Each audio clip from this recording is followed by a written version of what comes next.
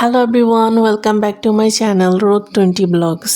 দেখতে দেখতে উইন্টার চলে আসলো। আমার তো এই সিজনটা অনেক বেশি ভালো লাগে। তোমাদের কেমন লাগে তোমরা কমেন্টে জানাবে। যাই হোক, আজ সকালে বাসায় টাকি মাছের ভর্তা হয়েছে, সেটারই একটা ছোট্ট ভিডিও তোমাদের সাথে শেয়ার করব। সাথে থাকছে ডিম ভুনা আর টমেটোর ডাল।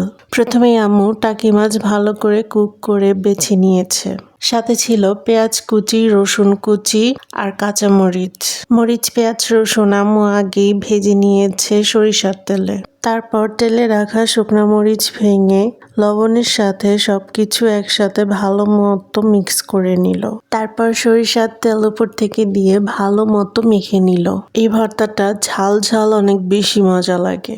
জানো, আমি না কাটার ভয়ে অনেক মাছই খেতে পারি না। তখন আমার অনারে বাসায় মাছের ভর্তা বানানো হয়। এই যে কত সুন্দর দেখতে আমার ঝাল ভর্তা। গরম ভাতের সাথে ঝাল ভর্তা কি যে মজা লাগে। আর এভরিডে ডিম ছাড়া তো আমার চলেই না। ভর্তার পাশাপাশি ছিল ডিম ভুনা আর টমেটো দিয়ে মুসুরির পাতলা ডাল।